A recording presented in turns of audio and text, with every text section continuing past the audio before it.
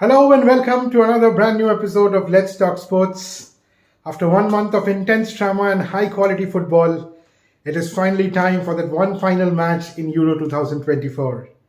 Yes, we are building up to Spain versus England, and as is the case, I thought that this would be a right opportunity to probably talk about some of the points that I feel are relevant in the build up to the game. So I've picked 5 such points on which I will try to express my thoughts and talk about those one by one. Now, before I get into that, as I always do, if you're watching this, my request would be to kindly subscribe the channel and please consider liking, sharing and subscribing the content that we are putting out in the channel. With that out of the way, now let's get going. The first point that I want to talk about is that the reason why I am tempted to call this the final of the last 30 minutes. Now, I'll try and explain why I'm saying this. Now, this is mainly because the pattern which is playing out in the matches that involves either Spain or England. Now, let's talk about Spain first. Now, if you look at some of the matches that Spain has played, if you consider the quarterfinal against Germany, if you consider the semi-final against France, even if you consider the group stage match against Italy, you would see, and I have put out a graphic in the from SofaScore, in which the bars kind of highlight that who is having ball possession, who is in control of the game. And very peculiarly, you will see that in all of these matches, Spain kind of shuts shop at the back end of the match, especially when they have the lead, and tend to invite the opposition to come and attack them. Now, they successfully defended their fort against Italy. They also did so against France in the semi-final. However, in the quarterfinal against Germany, their fortress was breached. Germany could piled up chance after chance and then eventually managed to get one ball on the back of the net and equalized. Spain eventually went to the extra time and managed to score a winner.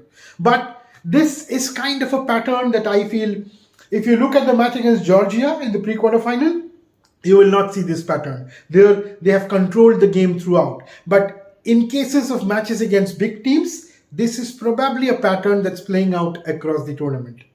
Whereas on the opposite end of the spectrum is England, who kind of is very subdued in the first 60 minutes of the game, and then eventually somehow managed to find a way to scrape through in the back end, the final stages of the match.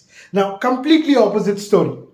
Now, what happens is, again, if you look at England's matches, if you look at all the knockout matches, semi-final against Holland, the quarter-final against Switzerland, the pre-quarter-final against Slovakia, in all of these matches, they have managed to get last-minute winners or equalizers. And coming into effect, what happens is that they finally managed they were almost on the verge of elimination and somehow scraped through to the next round. Now, so it would be a tale of opposite halves, right? Because Spain would look to defend. England have historically found a way out in the last 10-15 minutes in the tournament. Now, what would happen? And that is why I feel that probably in the context of the tournament, the last 30 minutes of the regulation time would be hugely important unless one of the teams are clear winners by that time. So very, very interesting to look at from that perspective in the final. Brings me to the second point that I want to discuss. And what I want to talk about is whether these are the two teams that are probably the best two teams playing in the final. I think Dani Olmo of Spain came out in the press conference and told that he thinks that the two best teams are competing in the final. But we will see that So what I feel is that I think there's no doubt that Spain has played the best football or the most likable football of this tournament, while we cannot probably say so for England. For England, it has been more of a grind. I think the way I would like to look at it is that as it happens in a tournament, there are two halves in the knockout bracket, and it is the two best teams from respective halves that are coming together in the final and playing the final match. Now, that is what I feel. Now, the point is that nobody would remember that who was the best team of the tournament. Everyone 15 years down the line would only remember one thing, that who became champions of Euro 2024. And if England, let's say, manages to win, nobody would remember how beautiful football Spain played for the entire tournament.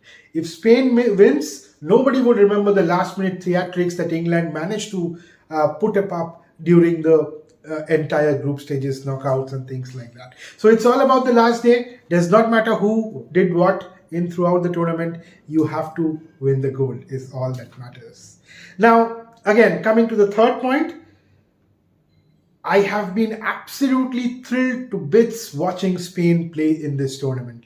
The kind of quality, talent they have at their disposal, and some of their players, I think Nico Williams is 21, 22, Lamine Yamal is around 17, I think birthday on Saturday. So unbelievable. Olmo, Oyarzabal, everyone, I think late 20s, even the captain Alvaro Morata has been there in the circuit for some time, but he's also relatively young. So it has been wonderful and breathtaking to see Spain play their football, especially, like I said, in the first half of the matches. But what is important is that it's probably their first big major tournament final, and they would have to ensure that they hold their nerves collectively as a team.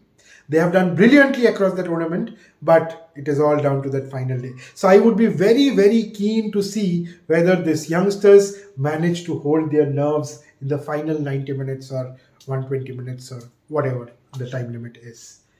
Brings me to my fourth point. In the age of internet, you cannot really escape trolls and memes, right? And that brings me to the Harry Kane tournament or trophy curse. And it is unbelievable almost the way that a major tournament has kind of eluded Harry Kane. He has scored goals aplenty, high scorer of England, high scorer of Tottenham Hotspur, his previous club, managed to get a golden boot in his first season in Bundesliga, but very, very weirdly, a major trophy has eluded him. It was kind of given that when he made the move to Bayern Munich, that Bayern, you will expect to win at least one domestic tournament. Unfortunately, even that did not happen. They lost the Super Cup, they lost the Knockout Trophy, and very, very surprisingly, they were kind of dominated in the league with Bayer Leverkusen winning the trophy. Now, will that come to an end this Sunday? We will see. But it is kind of unfair. We all saw what happened with Virat Kohli's T20 trophy jinx a few days ago. Let's see what happens with Harry Kane. Brilliant segue to my last and final point, and that is regarding Gareth Southgate's luck. Now, if Kane is there in the one end of the spectrum, Southgate is on the other side. His luck has been unbelievable, and I'm not sure it would be right to call him lucky, because some of the decisions, substitutions that he has made throughout the tournament has been game-changing, to say the very least. Now, if you look at that Ivan Toney substitute against Slovakia, Toney managed to play a hand, assisted Harry Kane eventually in the winner. He started off with Trent Alexander-Arnold in the tournament, didn't work out, quickly switched to Mainu in the middle of the tournament. In one of the matches, I remember he changed the entire forward line of Kane, Foden, Saka at one go. So he has been brave about his decisions. Even in the semi-final against Netherlands, you saw when it seemed like that extra time and penalties would be there, he did not back out to substitute out Harry Kane and get in Ollie Watkins. And look what Ollie Watkins did at the fag end of the match. Scored the winner. Unbelievable. So if there's Kane's trophy curse, there's Southgate's unbelievable luck that's working a charm for him. Now, he has done incredibly well for England in the last few years. I think World Cup semi-final, last Euro final, again this one. So it would be see what fate awaits him in the final match on Sunday night. Okay, so with that, let's hope for a brilliant match. As neutral supporters, I think all of us would be very keen to have a good match to view on the final. So with that hope in mind, let's hope for the best. Until then, keep watching and keep subscribing.